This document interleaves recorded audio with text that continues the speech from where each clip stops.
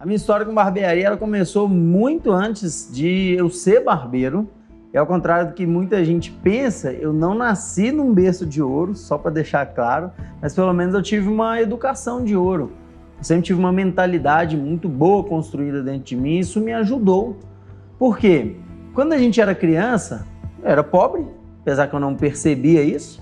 Só que aí você vai chegando na adolescência, você começa a enxergar um pouquinho mais as coisas com outros olhos e você percebe que você tem que fazer alguma coisa. Só que quando a gente para analisar o que vai ser feito, é difícil até do que eu vou escolher fazer. Por quê? Estudar eu não gostava. A prova disso é que eu fui reprovado 4 vezes na 8ª série, até que eu decidi parar. Fazer serviço pesado, nunca aguentei. Mas eu sabia que eu não poderia ficar sem fazer nada. Eu queria comprar minhas coisas, poder ajudar em casa de alguma maneira, e aí eu decidi trabalhar. Eu me lembro que nessa época, meu plano inicial era trabalhar aqui nesse supermercado como repositor, quem sabe um dia chegar a ser gerente, mas graças a Deus a minha família já estava inserida dentro da área da barbearia, não como hoje, obviamente, mas já tinha dado esses primeiros passos, o que, claro, me deu uma oportunidade também. Durante uma boa parte da minha vida, foi nessa casa que eu morei aqui no bairro Pindorama. É um bairro simples, mas até que eu gostava bastante dessa época da minha vida. Depois eu decidi fazer o curso de barbearia, eu tinha 15 anos, na época nós não tínhamos condições de pagar o curso, então meu tio Edilson pagou o curso e eu ia pagando ele R$40 por semana quando eu comecei a trabalhar. Eu estudava aqui no Guimarães Rosa e eu saía correndo, pegava o ônibus bem na porta para poder descer para a barbearia do meu tio.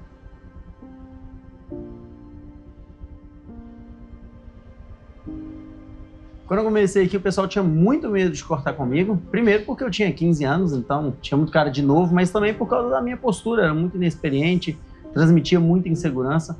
Mas depois eu fui me soltando e com mais ou menos 1 ano eu já tinha aqui uma clientela muito boa. Eu trabalhei aqui por mais ou menos 3 anos e meio. Nessa época eu já tinha ido morar sozinho, então eu já tinha as minhas responsabilidades, tinha que me manter, ajudava os meus pais, ajudava meus irmãos.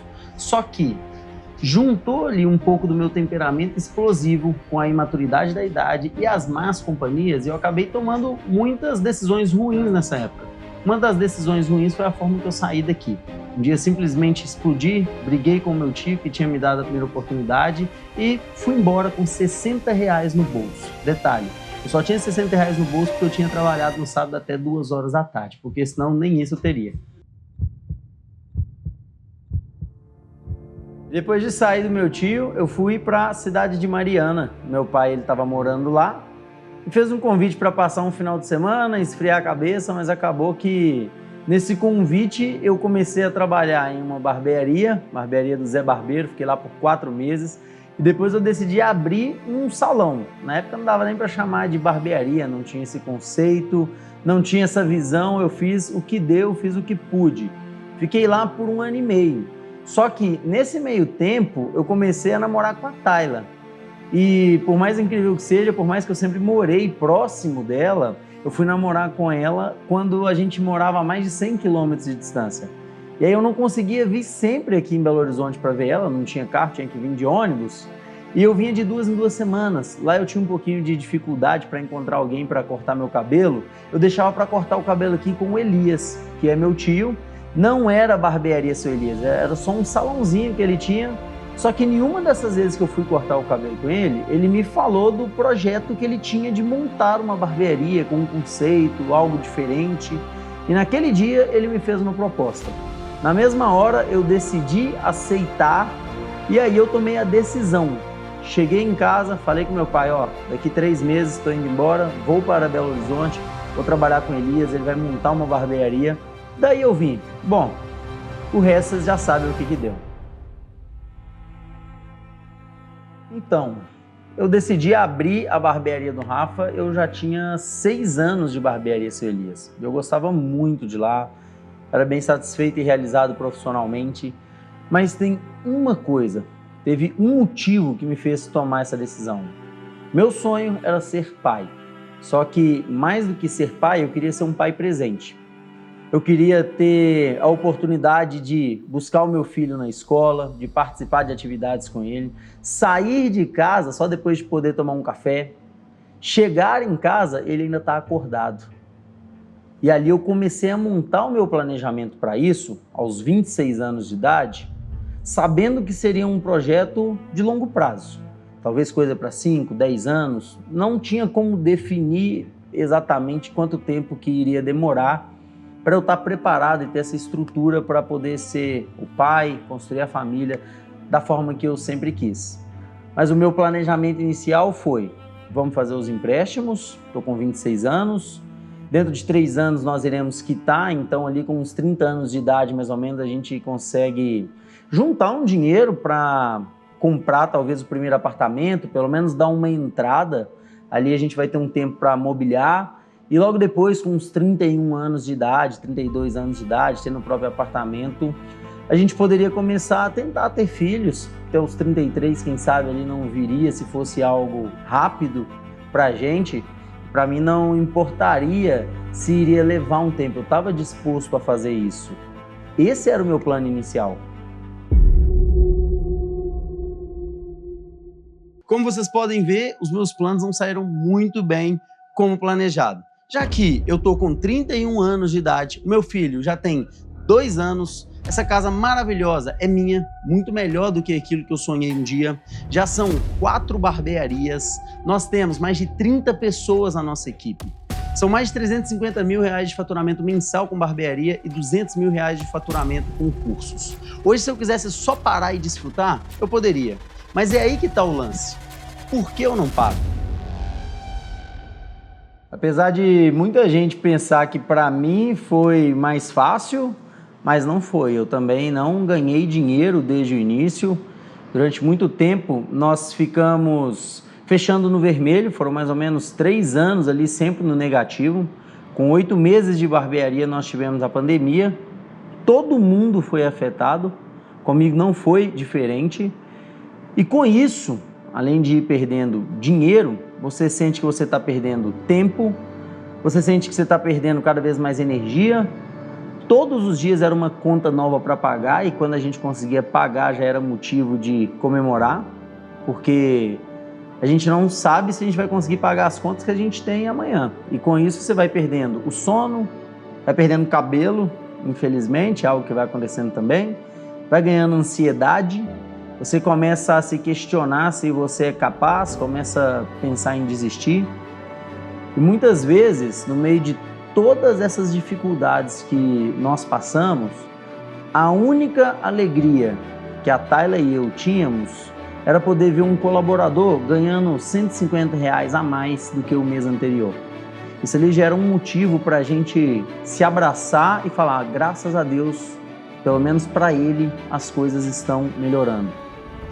E você começa a perceber que, por mais que você está passando dificuldade, você aceita passar dificuldade porque a decisão é sua. Mas você não quer ver aquelas pessoas que estão com você passando dificuldade e aperto por causa de algo que você escolheu. E com a caminhada, no meio do caminho ali, você começa a trabalhar mais por eles do que propriamente por você. É isso que eu percebi que estava acontecendo comigo. Hoje eu tenho uma outra mentalidade. Então assim, eu consegui vencer essa objeção, né? Motorista e entregador, 20 anos. Bom, eu fui motorista de entrega de veículos leves por 20 anos. Ele falou que precisava de início de uma pessoa para ficar lá em cima na recepção. E como eu era um cara que ele muito assim, extrovertido, alegre, brincalhão, ele achou que seria legal eu estar lá na recepção e tal. Aí eu falei para ele: ó, é um desafio muito grande. Nunca trabalhei nessa área. Isso fez com que eu quebrasse um pouco essa rotina de medo, de achar que eu não teria capacidade e tal. Não sabia, cheguei lá, não sabia nem ligar computador. Pra você ter uma ideia, não sabia. Eu tinha que esperar os barbeiros chegar, ligar o computador, eu tinha até medo. Isso fez com que o Rafa, tá, enxergasse isso e enxergasse o meu potencial. Que eu poderia, sim, se os olhos dele, sim, ele está presente, né? Hoje estou tornando-se um gerente operacional e quero ainda mais alavancar esse título aí. Eu comecei aqui na barbearia do Rafa como recepcionista. Tinha pouco tempo que eu havia saído da escola, então eu tinha 18 anos apenas. Eu, no caso, conciliava ali a escola com o trabalho antes. Tinha experiência já com o público, mas era um público diferente, era um público mais feminino. No início eu ficava bem insegura com tudo. As pessoas me viam muito como uma criança ainda, né? Muito jovenzinha. Eu sempre observava muito a equipe do marketing. E aí, quando eu observava, eu achava muito legal a dinâmica, como que funcionava, todos os vídeos que eram produzidos. E aí o Rafa rodou um formulário. E assim que o Rafa rodou esse formulário, ele estava escrito lá o que eu pretendia, o que eu tinha vontade, né? Para qual cargo aqui na barbearia. E aí eu coloquei lá que eu queria ir para o administrativo, mas o maior mesmo desejo seria aprender sobre o marketing. Agora eu sou assessora pessoal do Rafa, trabalho hoje 100% com o público, né? Além de fazer o comercial, também faço o suporte dos alunos. Então sempre que alguém precisa conversar com o Rafa, antes conversa comigo, seja querendo contratar ele, na plataforma com suporte, o próprio WhatsApp também. Faço muitas chamadas de vídeo. Então, assim, para quem antes tinha tanta timidez, né, tanta insegurança para conversar com o público, hoje meu trabalho é 100% voltado para isso, né? Então, assim, eu consegui vencer essa objeção, né? E eu sou muito grata a isso. Quando eu decidi cortar cabelo, cara, eu não tinha muita expectativa de nada. Eu só queria sair de uma realidade que eu me encontrava que, pra mim, tava muito ruim e vislumbrei uma esperança em alguma coisa, né? Coloquei esperança em alguma coisa que, no caso, seria a barbearia. Então, sim, quando eu comecei a cortar cabelo, eu tinha zero ambição de, sei lá, ganhar mais do que eu ganharia como um CLT. Para mim, pagar as contas já estava ótimo para mim. Então, sim, a mentalidade era muito fechada em relação a isso, porque a minha realidade era trabalhar, pagar as contas e manter minha família. A partir do momento que eu estive aqui dentro da barbearia do Rafa, que eu comecei a conviver com o Rafa e os outros barbeiros que estavam aqui, eu comecei a abrir minha mente. Pensei, opa, não é só pagar a conta, dá para ganhar um pouco mais, dá para eu, sei lá, sair de onde eu tô morando hoje, que era uma realidade de comunidade. Hoje não, hoje eu tenho uma outra mentalidade. Hoje eu sei que eu consegui conquistar o que inicialmente eu tracei para conquistar, mas eu ainda tenho a consciência de que eu quero mais. A minha família precisa de mais, minha vida precisa de mais. Preciso disso. A minha família precisa disso. Cara, se eu parar, como que essas pessoas irão fazer? Eu costumo falar que a barbearia do Rafa ela deixou de ser minha há muito tempo. Os meus planos foram colocados em segundo plano há muito tempo. Eu entendi que se eu quisesse crescer de verdade na vida, eu tinha que ter essa compreensão de que a barbearia do Rafa não foi eu quem fiz. Isso aqui foi algo que Deus criou. Isso aqui é uma ferramenta que Deus colocou nas minhas mãos e que cabe a mim administrar da melhor maneira possível para que a gente possa abençoar cada vez mais vidas. Eu simplesmente não posso parar. Mano, eu tô aqui pra te agradecer, mano. Te agradecer muito. Obrigado você, obrigado a Tayla, mano, por ter me visto ali. Eu senti muito no coração, mano, de te mandar, sabe? Pra te agradecer, mano, por tudo que você tem feito na minha vida, mano. Porque eu posso dizer que, tipo assim, que mudou minha vida, mano. E no dia que você mandou aquele áudio no grupo, falando sobre tá mal e tudo, tipo assim, me tocou muito, mano, porque eu já pensei em acabar com a minha vida, tá ligado?